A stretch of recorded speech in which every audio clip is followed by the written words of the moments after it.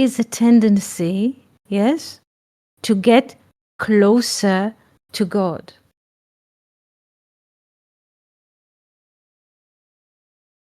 Yes, the question comes, yes, yes. So there is a, yes, Fernando says maybe because we feel a way out and about with no direction. So, yes, because there is a narration going on all the time. And if we follow the narration, it goes all directions. And there's a sense of, there's a loss of compass, like we lost the north, yes? So people feel that they need to get closer. Closer in English, closer. In Hebrew, להתקרב. להתקרב, get closer. And from those root letters, we have the noun korban, sacrifice. Because, first of all, there is a sense of a distance. Yes, first of all, there is a sense of a distance that is need to be bridged by sacrifice. Like the former sentence, we need, you can look into the sentence again. We need to please God. Yes?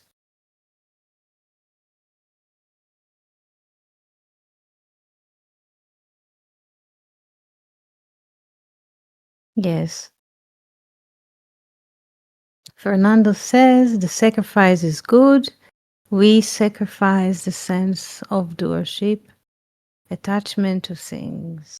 Yes. But what happens when sacrificing the children, like in Abraham's case? Yes. Just a little happening that happened a few autumns ago. Yes.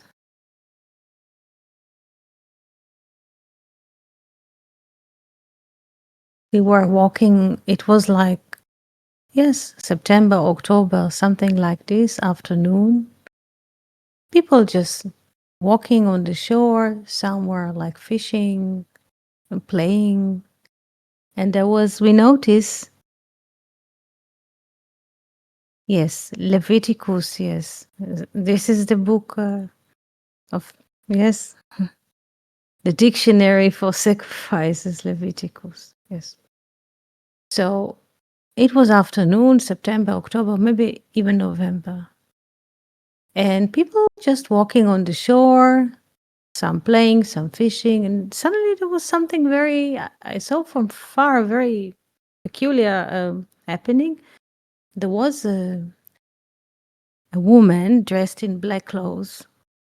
It was hot day. She was all dressed with dark black clothes, long sleeves and long skirt. And she put into the water, in the shallow water of the sea, she drowned by force a son. About 5-year-old boy. So since I was quite far, I asked myself if I see is it real? Can it be that a woman with all dressed up, overdressed up, with peculiar dressing, will drown by force a boy, which is undressed completely? So since on the shore at this day there were other people coming from all directions, there was the fishermen, and people just walk or play. Everybody just got closer to see if they see right. Everybody has this notion: do we see? Do we perceive what is going on in the shallow water? And the boy is just joking, just swallowing water, try to puke them, try to get some air, and she's continuing by force. And just people just were, it was like there were all of us just trying to get closer, just to be present, just to contain the event, so to speak. It was not something that somebody, in a way, directed or prepared in advance. It just was happening in the moment. So slowly people were like getting closer. Nobody says anything until one of the fishermen that was sitting back on the rocks, and they were approaching, both of them also were approaching, asked her, "Excuse me, lady, what do you do?" It was a very explosive moment, because how to approach an event, because she was under I don't know, influence or something just huge. She was just by force doing it. And he asked her, "Excuse me, lady, what do you do?" So she was shouting at him back, because she's in the middle of drowning the child by force, by power. And she said, and she, how do you say, waved with her hand a piece of paper, yes, with letters. And she said to the fisherman that the rabbi, yes, told her to baptize the baby, to drown the baby. It was not sure what she was saying. And the other fisherman says, "Excuse me, lady, I'm a student in yeshiva." Yeshiva is like a college for learning Torah and Talmud, Babylonic Talmud or so. So he says, "Excuse me, lady, I'm a student in this yeshiva college, and there is no paragraph, there is no sentence whatsoever that says that you should drown your child, your boy." And she was not convinced, and she was still putting the child down in the water and waving with the other hand with this piece of paper. And he was continued to speaking to her, the yeshiva student, and then also the other fisherman. He was from the Arab village, so he spoke to her Hebrew with a bit of accent.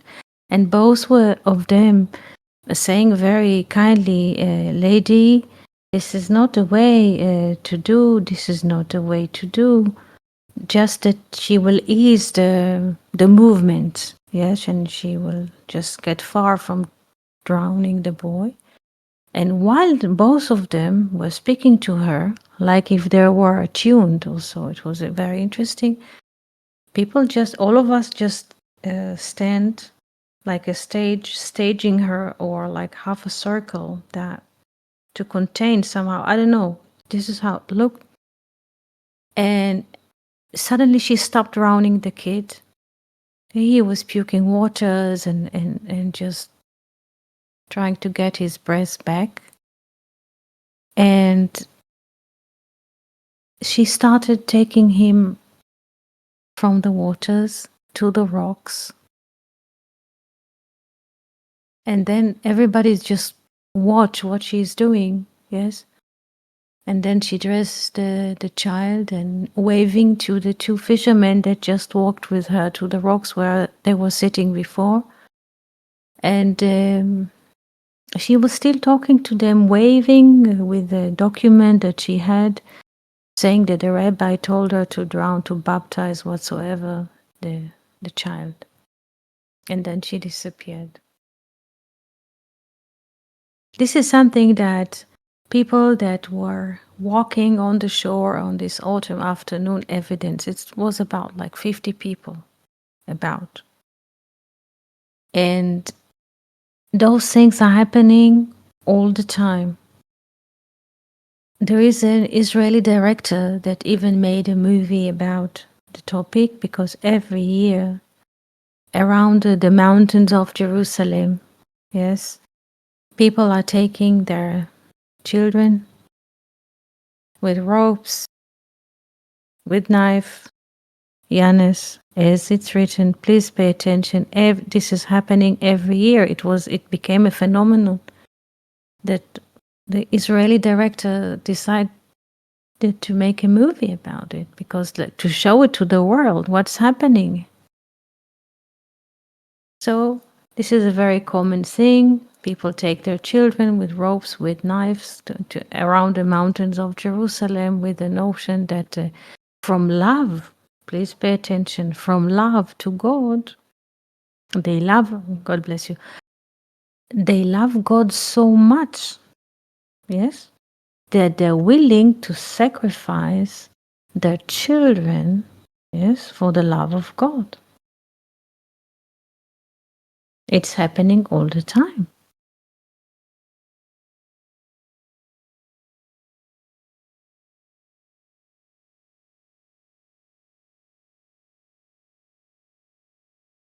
I think the name of the director is Avi Nesher.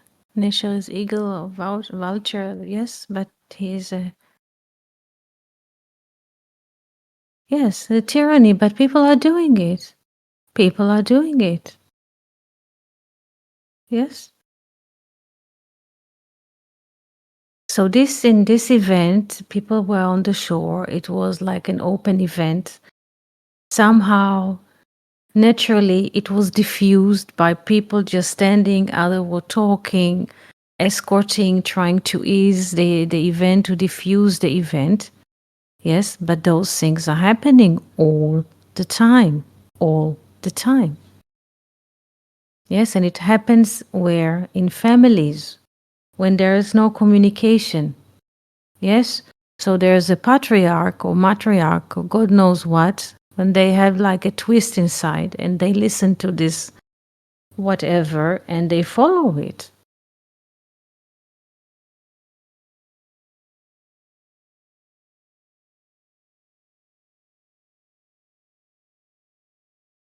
So God, yes, is some look how if you follow this logic, so to speak, if you open those foreign beliefs, what happens or what is hiding behind them. Yes, Fernando.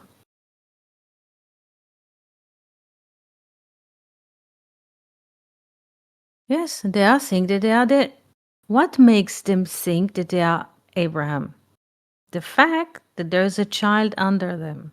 Yes, in terms of if you look at the story linearly, there's an adult, let's say, and there's a child, and that what is making them patriarchs or in charge. Yes, yes. This is such a dangerous mode. But this is happening every year. Yeah. It never stops. The fact, yes, the fact that it never stops.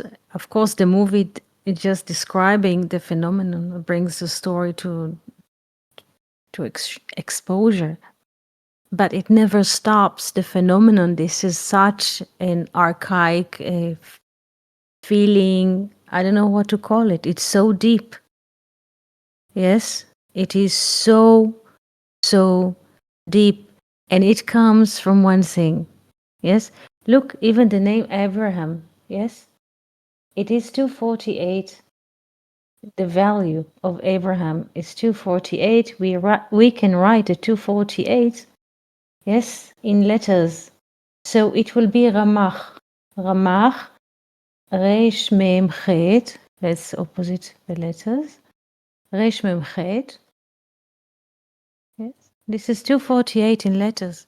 You can see now the Resh is Rosh. I write a dash, and Mem Chet. Mem Chet is 48, but also Moach.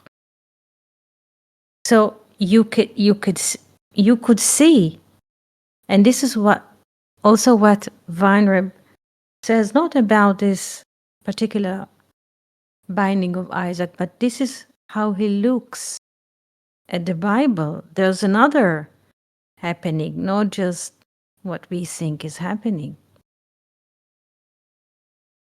This is so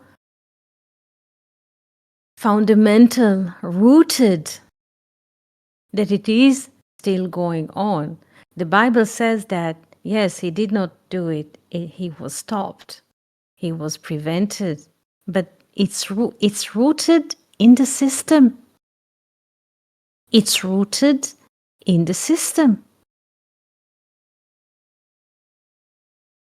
So just while reading it, just recognize what happens when we read the story. Just recognize this is the print and nobody did it. That someone has a brain. This is what the brain does. Of course, later, when people comes with the interpretation of the Bible, they make Abraham's a patriarch, one of the three. But this is a completely different stories. Or yes, to put on the patriarchs like heads of archbishops or so, or kings or special princesses. So, but and this is why Weinreb book is so special, because he see this.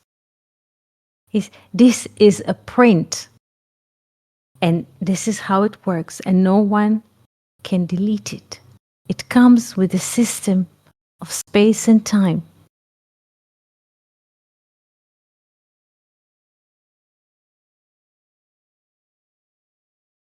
Two days ago, maybe I'll bring it later when I found the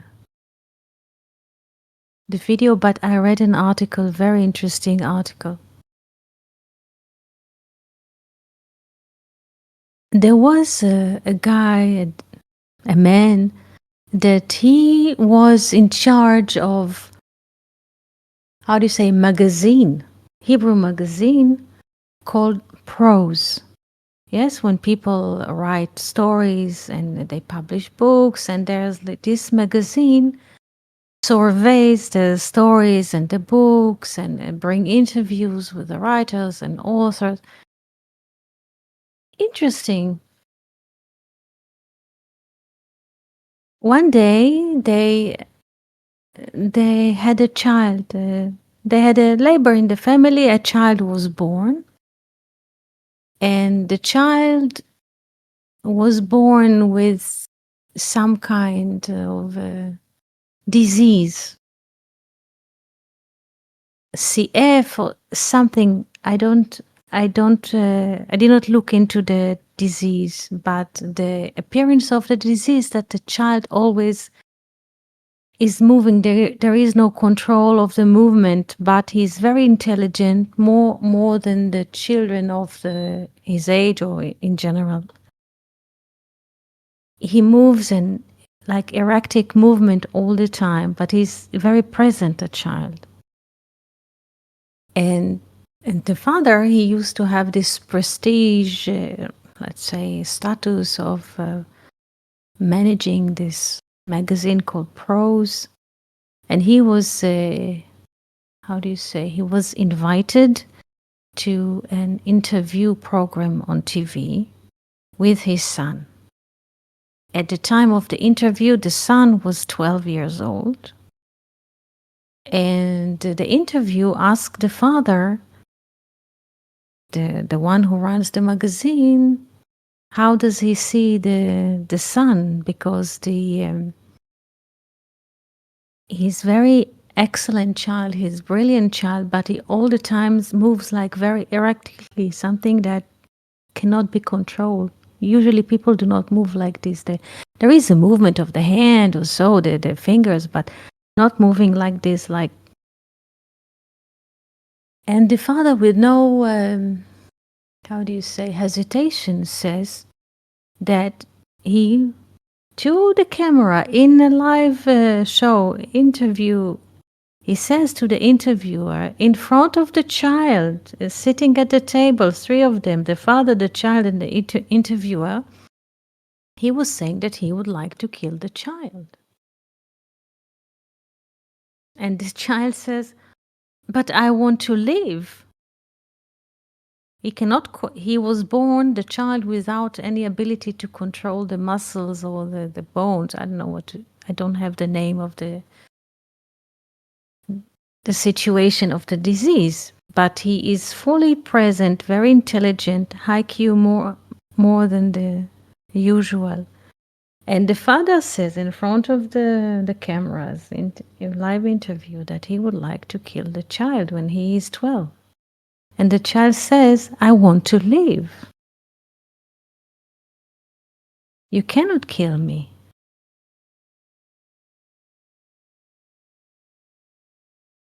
So the interviews continues, and then the father, the manager of this prose, so to speak, high literature magazine, says to the interview that if they will have another child that will have the same situation, he will kill him immediately.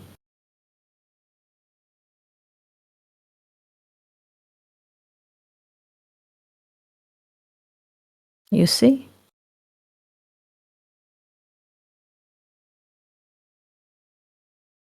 This is a print. This is a print. This is not Bible. And Yanis, when you look at the Torah and the Bible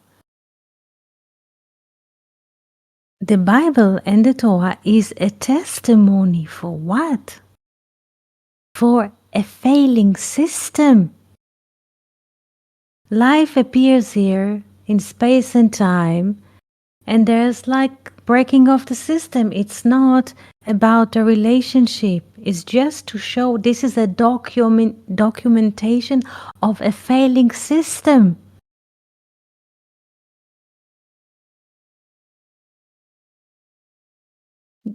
You want to look at the mirror? This is your mirror.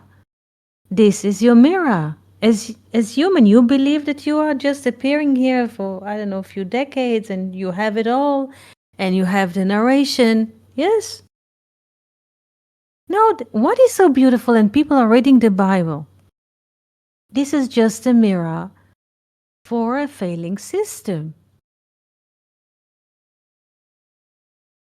Of course, the Torah is, of course, it's a document of failing system. People do not notice this even.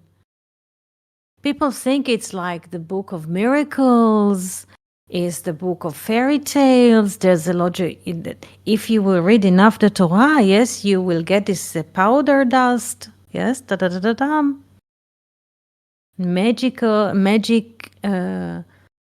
Magical component will enter your life and lead you somewhere. It's a documentation of a failing system.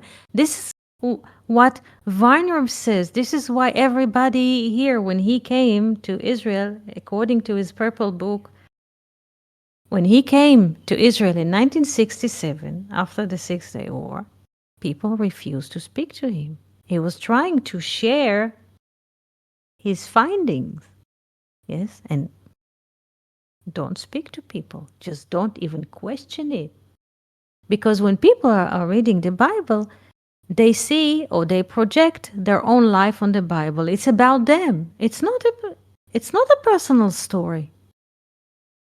It's a documentation of failing system. And you want to see how failing system is it? I will show you, says Weinreb.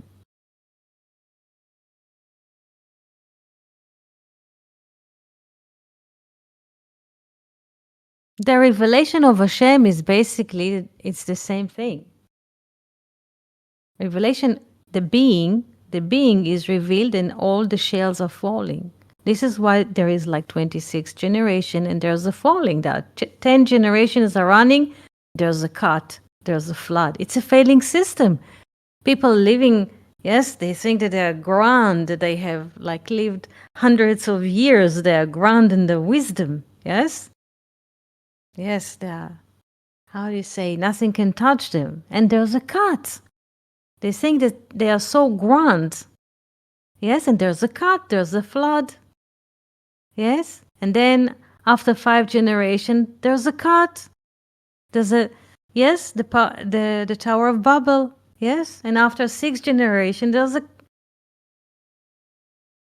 it's a failing system. It's not, it's, how do you say, it's a contrary to what people think.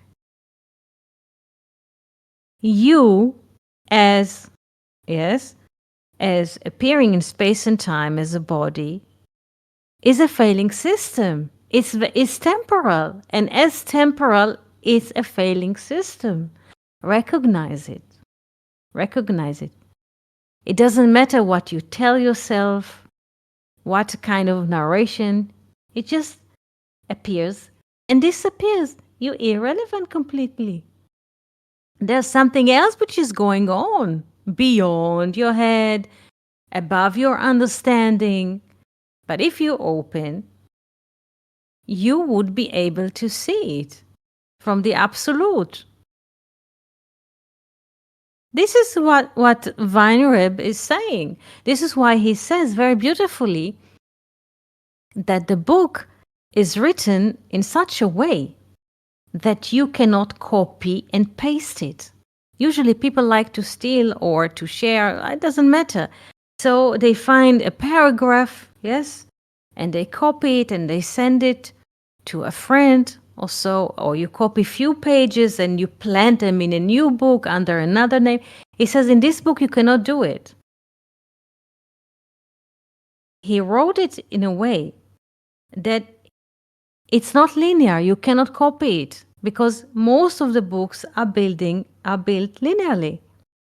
So you can copy like the main part and you can send it or you can wrap it and how do you say, offer it as a new book. Yes? But not this. Nobody wants to look at this book. People think about themselves as so grand. Specifically today with cameras and phone and everything is a story. Even Facebook has this story.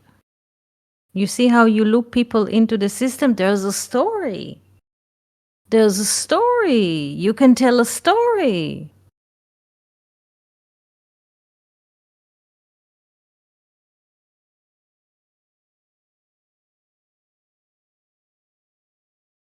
People do not even notice how they are being caught by their own stories. There was a couple of Israelis. They were flying to Malaysia. Boy and a girl after the army, 25, 24 years old.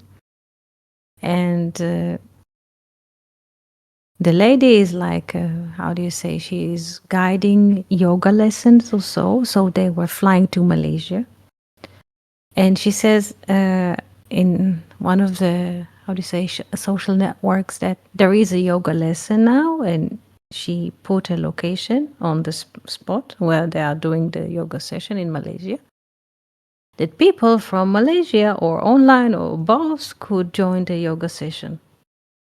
But they also, since they are just speaking about themselves, they also posted previous pictures of them as serving in Israeli army with uniform. Of course, they published the story all over the place, and Muslims, radical Muslims, also following those social network, and they got this couple in Malaysia. And they appeared in this yoga lesson. They thought that you see, they thought that they're telling a story. Yeah, we're just like tourists, nothing exists. It's all about me, a yoga teacher. Today I have a yoga lesson in the desert in Israel. Tomorrow we fly to Malaysia. And there's an online Malaysia yoga session. Join us. Of course, through the temptation is too big.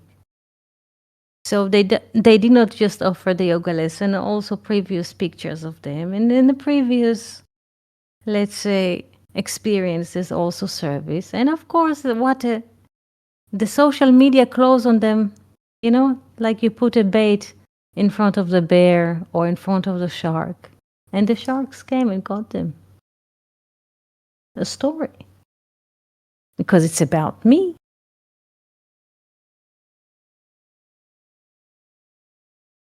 There is no me.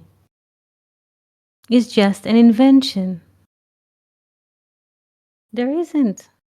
How can even be a me? There's like people that are breathing, there's a heart, yes, that pumps, and there's like life systems. But the life system does not particularly working only in Yanis or in Fernando, in Felipe and Abigail. This is how the system works. The additional story is just a fiction, but there's only system.